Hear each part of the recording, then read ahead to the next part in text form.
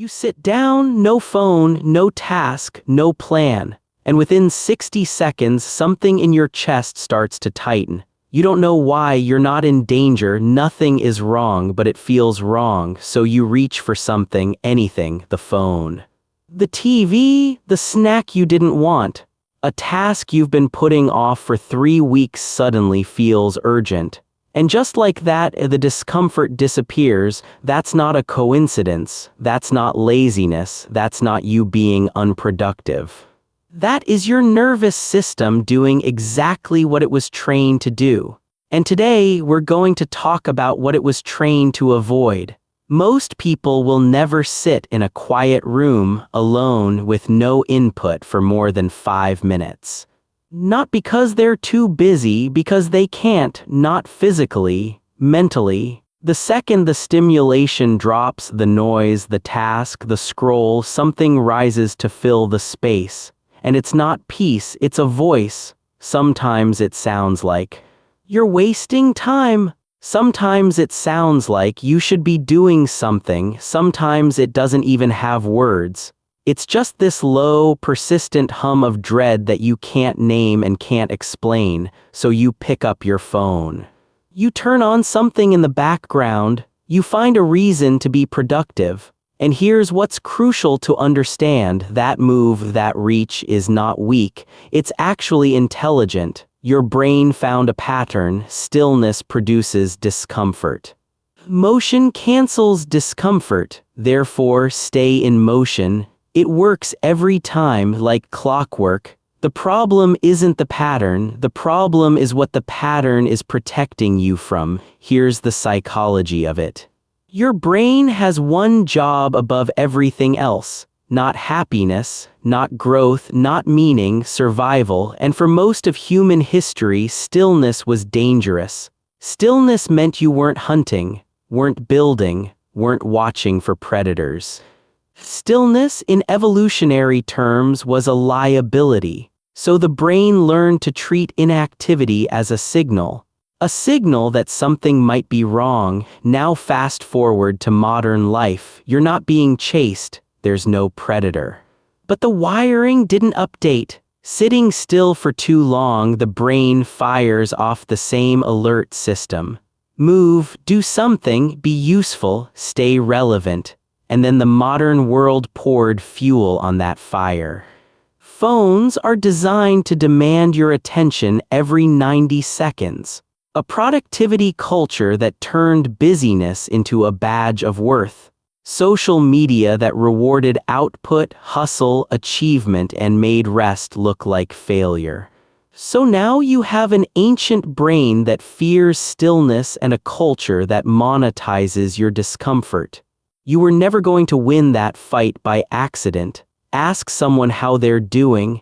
9 times out of 10, you'll hear some version of busy. Not happy, not tired, not struggling, busy, because somewhere along the way, busy became the acceptable answer. Busy means important. Busy means needed. Busy means you're doing something right. And the opposite, saying, "I've had a lot of slow days lately," feels almost embarrassing, like an admission that you're falling behind, falling short, falling apart. This is where busyness stops being about time management, it becomes armor. You fill the calendar so no one asks hard questions, including yourself. You stack meetings, obligations, side projects, gym sessions, not because you want them, but because a full schedule feels like proof. Proof that you matter, proof that you're okay, proof that there's nothing wrong, and that's the cruelest part of it. The busier you are, the more convinced you become that you need to be busy.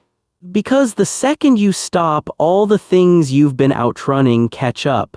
And you're not ready for that conversation. Let's be direct about this. When people can't be still, genuinely can't, it's rarely about the tasks. It's about what they feel when the tasks are gone. For some people, it's grief. A loss they processed just enough to function but never fully sat with. So they stayed functional, they stayed busy, they didn't fall apart, and they called it strength.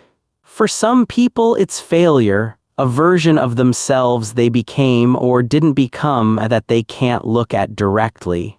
So they keep building, keep moving, keep producing, because if they stop, they might see it clearly. For some people, it's loneliness, a specific kind, the kind that exists not from lack of people but from disconnection from yourself. And the scariest part of that loneliness is you can feel it even in a full room. For some people, it's just this vague, formless anxiety. No origin story, no clear source, just a feeling that things are wrong or fragile or temporary, and motion feels like it's holding something in place. Now here's what they all have in common. Every single one of those things, the grief, the failure, the loneliness, the anxiety, they wait. They don't disappear because you're productive. They don't resolve because you stayed busy. They wait. And every moment of stillness is an invitation to finally sit with them. Most people RSVP know. There's a specific flavor of shame that happens when you're doing nothing and someone walks in. You tense up. You reach for something to look busy, or you explain yourself before they even say a word. I was just about to start. I'm taking a quick break, then I'll. Why are you explaining yourself? No one asked. Because we've been conditioned, deeply, specifically conditioned to believe that rest requires justification, that you have to earn the right to be still, work enough, produce enough, achieve enough, then maybe you get to sit down without guilt.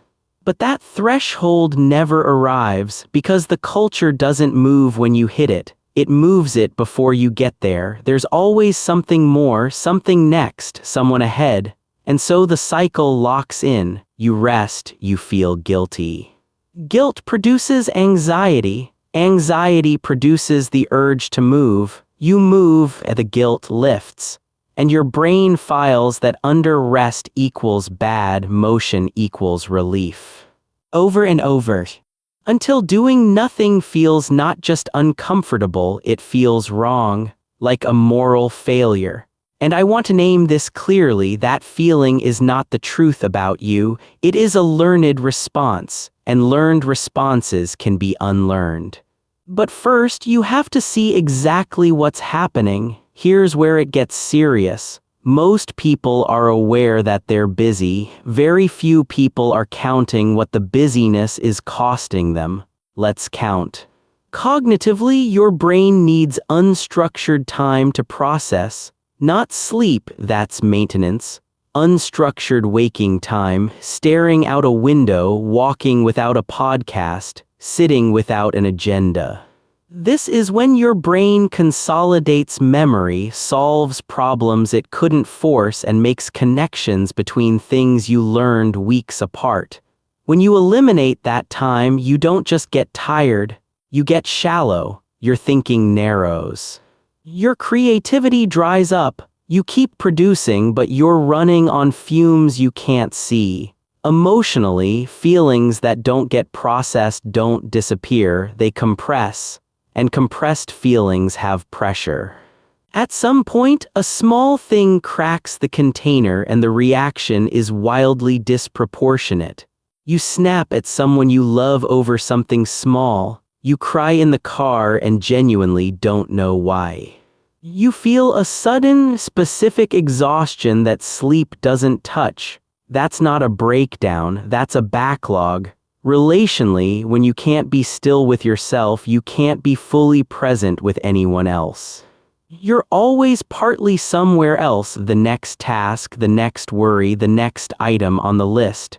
The people in your life feel it, even when they don't say it. Physically, the research is not subtle on this. Chronic busyness, specifically the inability to downregulate, keeps the stress response activated. That means elevated cortisol, disrupted sleep architecture, suppressed immune function. Your body is not designed to run hot indefinitely. And here's the piece that most productivity content will never tell you. more output does not equal more value. At a certain point, the person who rests becomes sharper, kinder, more creative, and more effective than the person who never stops. The irony is brutal. Running from rest to stay productive costs you productivity. There's a specific belief underneath all of this. It usually sounds like, if I stop, I'll fall behind. If I slow down, everything will fall apart. If I let myself rest, I won't be able to start again.